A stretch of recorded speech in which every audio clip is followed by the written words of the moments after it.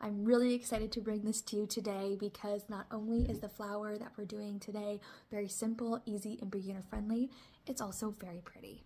Who doesn't love that? So today we are talking all things Queen Anne's lace, or wild carrot as some people know it as, and I'm going to talk to you about how I shape it, how I approach it, and the first steps to do it. So without further ado, we're going to hop right in. So the first thing I always like to do is research. So I like to research what the flowers look like, because you may think that you know what they look like if you've ever grown them before or you've been around them a lot, but there's a lot of different shapes that flowers can hold, especially when they're in different states of bloom. Even weeds, exactly the same. So I like to get a general idea of the shape and kind of just even see how the stems lay.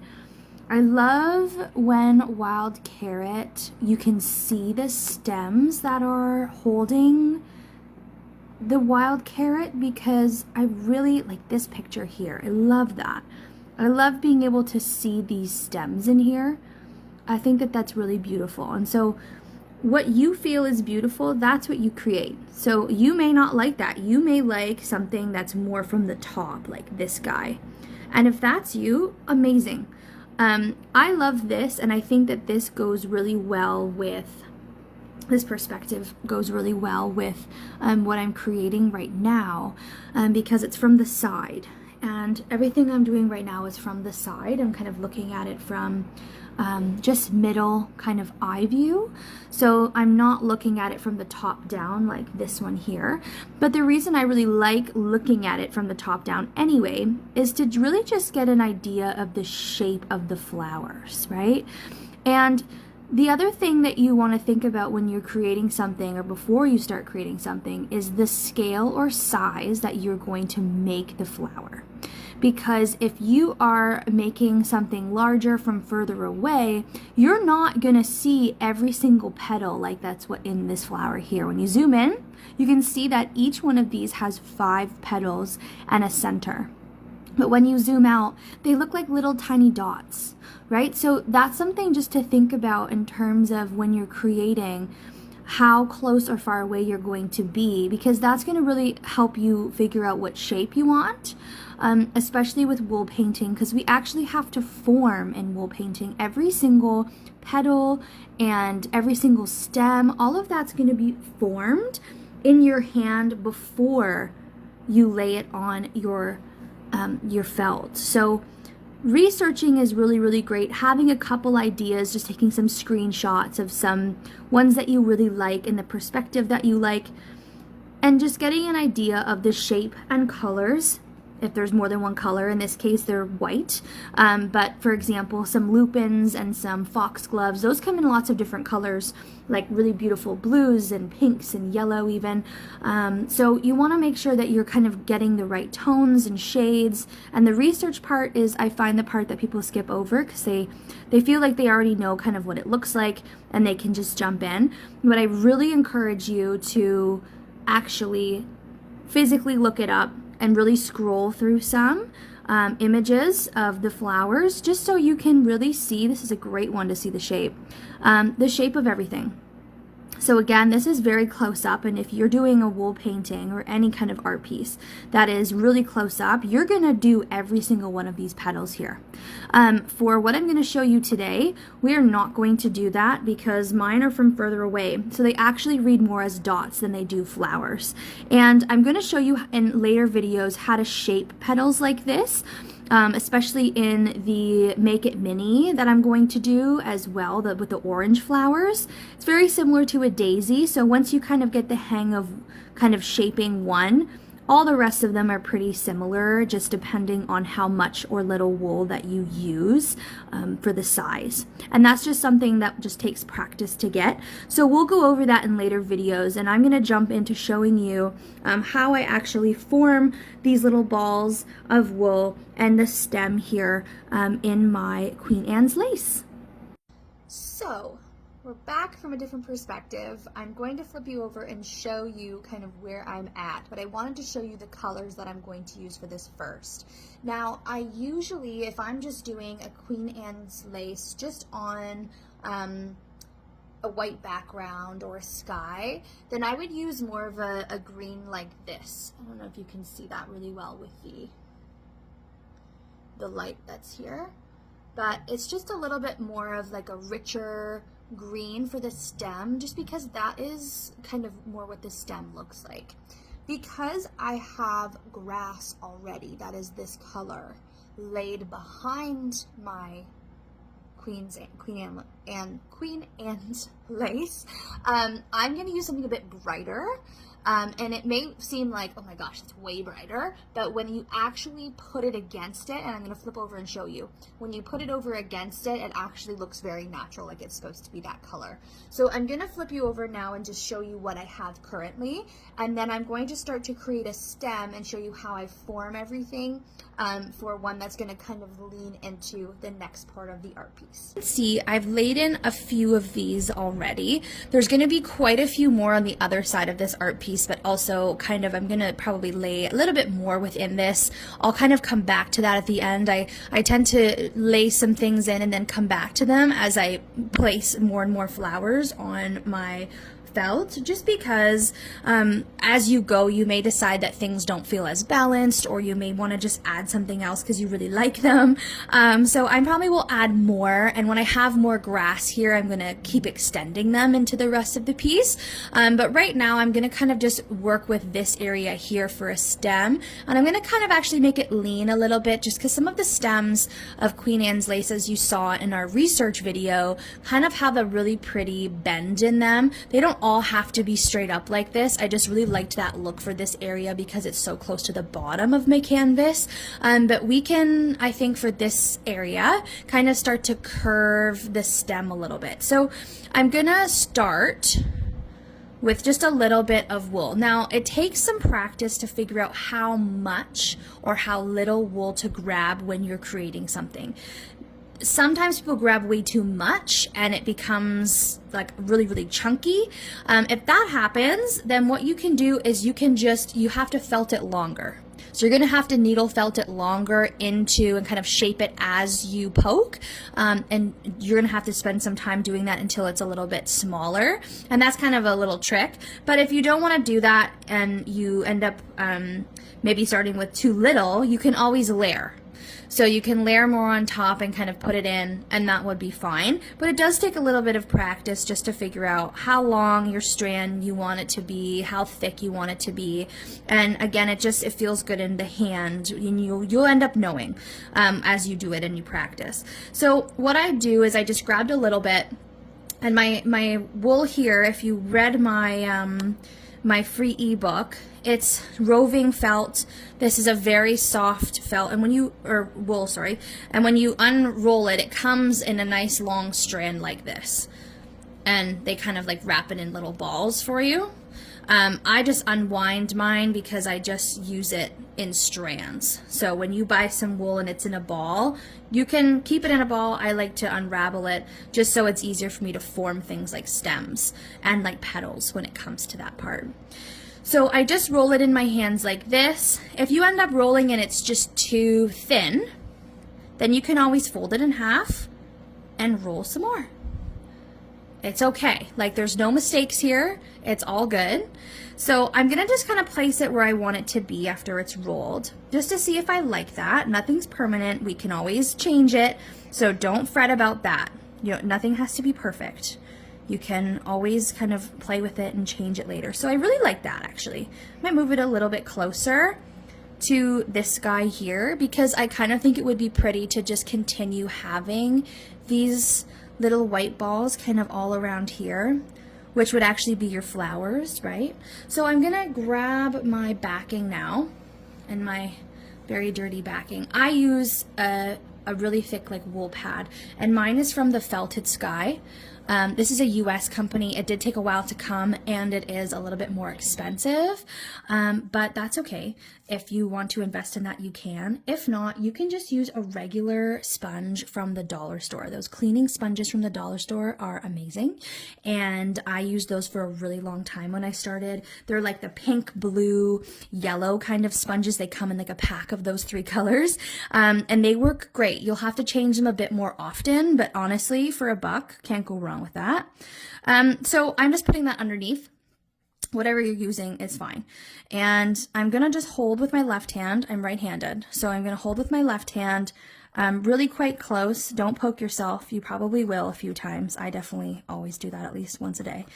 And I just start from the bottom, and I actually pull up as I go. Now, I see a lot of felters pull up at the very end, and that's a preference. I like to pull up because I like to see exactly how thin it is, and I don't want to actually pull, because it's felt, it'll actually make little ripples if you pull at the end and it starts to actually pull the backing. So because I have so much wool felted on this, I don't want to pull it at the end because I just don't want it to kind of ripple and get kind of funky on the edges. So that's why you see me kind of pulling up in between.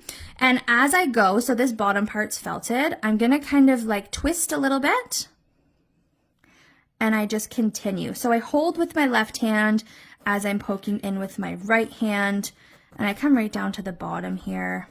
And I think actually I might just kind of, I wanted to curve this a little bit up here. I'm going to kind of curve it just right in here. And I use the needle, I'm going to zoom in a little bit. I use the needle sometimes just to sort of manipulate where the fibers are going. So you kind of see me very lightly doing this. I'm kind of just pulling areas here. See me very lightly doing that, just because sometimes they like to go a little rogue on you. Okay, I'm going to pull up now, and just be gentle with it because you're pulling it away from the backing, right? And if you're using a wool backing like me, it's just a stronger pull. So again, I like to do that so I don't bend anything or make it anything kind of funky. And then I just go up and down here while holding, and that will give me a really beautiful stem. So I'm going to continue now with the white all the way kind of up in here, this area.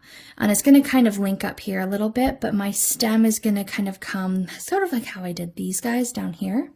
My stems are going to come facing this way. We're going to do a little U moment, a diagonal, kind of lopsided U, not diagonal. And I'm just going to felt the back a little bit more because it's going to be layered. But you can see what now I mean with the green in the background, right? Now we're so close up, you can see I have this other green in the background. So this brighter green, because it's at the very forefront of the art piece, it's really important that it kind of stands out against all of that. It starts to get kind of muddy if you use all the same green for everything.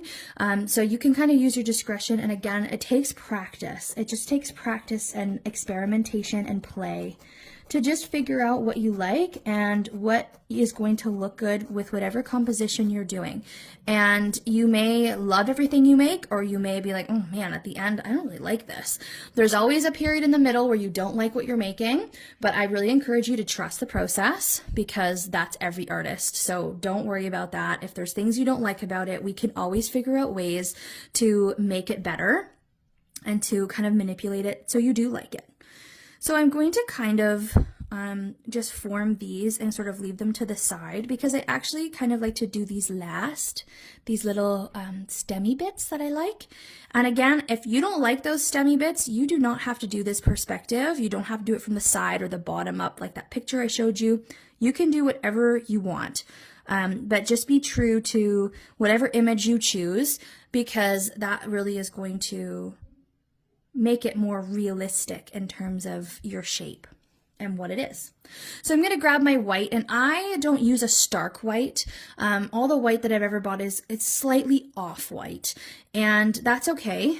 It's not like a very stark white, but on the back of, or sorry, with the other colors in the back, in this case green, it looks really white, right? You can't tell that it's not perfectly white. The reason I don't have like perfect white, I also don't have a perfect black either, I kind of mix those on my own, is because nothing in nature is ever fully one color. Nothing is fully white, even snow.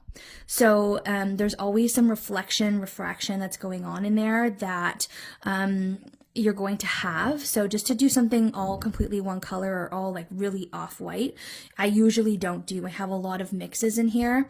Because these are so far away, I'm going to add a little bit more kind of other kind of balls in here that I'm sort of forming, maybe of a slightly more off-white white. So I'm going to kind of mix that, but I'll decide that later. I'm just kind of getting the shape and sort of the stems in for now. So again, you can come back to that as you work. I'm just rolling some balls in my hands and I go like this. So I've kind of gotten efficient at this now. When I started, I would stop like this and roll them in my hand, and then I would place and poke them in. But now I kind of use my left hand to pull while my right hand is poking.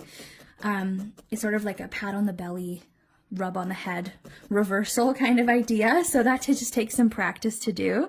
But you don't have to. You can stop and start as you want and roll them. I will say that if you are someone who really wants to get ahead and wants to roll all of them at once, I did try that once and it did not go well for me because all of the balls stuck together, which made it really hard for me to place them where I wanted them to go.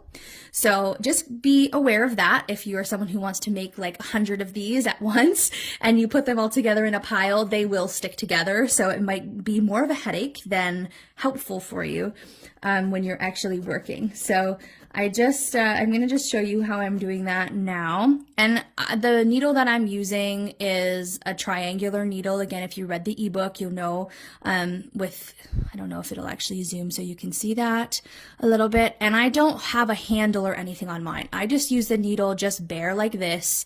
I don't have anything fancy. I find that I can work a lot better and longer with my needle like this just because I'm not holding something chunky, so my hand isn't in that position. So if you're someone that when you're writing a lot with a pen, your hand gets sore, I would really advise you to try just the bare needle and see how you feel, because your hands might get tired with something that's thicker. So that's just another thing, not related to the flowers, just wool painting or felting in general, that you might just want to keep an eye on. I'm going to lift here. There we go. Just something to keep an eye on if your hands are getting tired from being in that position. That might be why, if you're holding onto something a bit thicker. So as I'm kind of working, I'm just sort of thinking about the shape, and it kind of has this kind of flat bottom and more of like slightly domey shape, but not, I don't want to say a dome shape because it really isn't. It's quite a flat flower, but I do really like the ones that I researched that had a little bit more of like a top to them. I just really think that shape is beautiful. So I'm going with that. Whatever, again, you think is beautiful, the shape of what you think is beautiful, that's what you want to create, because that's what's going to make you happy. And I think that that's perfect. There's so many different shapes and sizes in nature. Nothing is exactly the same.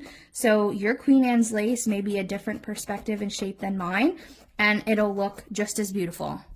So that's just a little tidbit. So I'm going to continue kind of working. I'm going to go into this sort of this diagonal area and kind of come up in sort of a little dome shape. But I like how these two are really next to each other. So it's kind of carrying through the top of the flower. So I'll pop back in right at the end here. I'm going to kind of fast track this so you can watch. So you're not watching me roll every single ball here, and we'll meet at the end.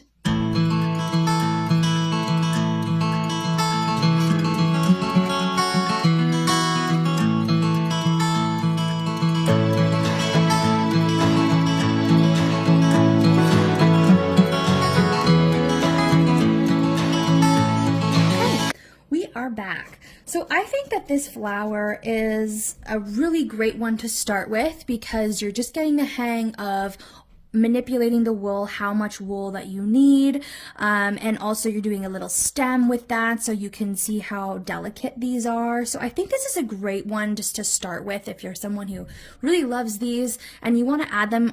They're usually in a field, so they're really beautiful in a field, so you could do a nice green back and have these in there. And that's actually something, I really love these, and I was talking to a couple gardeners and they were saying, why? Like, they're weeds, why do you like those? And I just think they're beautiful. beautiful. Like if we had to pick a weed, like I think this is the one I would choose. I really do love them. I think they're really pretty, and the shapes are so versatile. So you can really do, again, just in our research, you know, a really close-up version and have all those individual petals, which I think is just really beautiful. So I really love these. Again, I'm going to continue these as I put in the background. I work from the back to the front. Sometimes I kind of have to go back in and layer some things, but that's much harder to do. And I might come back in and just add a slightly different tint or shade of my off-white here. Something like a little yellowy, or add a little bit more like brown or something to it. Nothing that's going to really stand out to be super different until you really look at it. Just to add a little bit more dimension in here, kind of like I have in my lupins over here that we'll talk about another time. And also I have some foxgloves on this side. I really like that we started here because, again, it's an easier shape, it's delicate, and you can get the hang of just using just two simple colors and creating something really beautiful. So I hope you enjoyed this. Leave me a comment of any questions that you may have, or comments, and definitely always, if you try this, please post it so we can see and see your beautiful work no matter what you're doing, and ask all of the questions that you have, and I will help you from here. Thanks so much. I hope you have an awesome day, and I'll see you in the next one.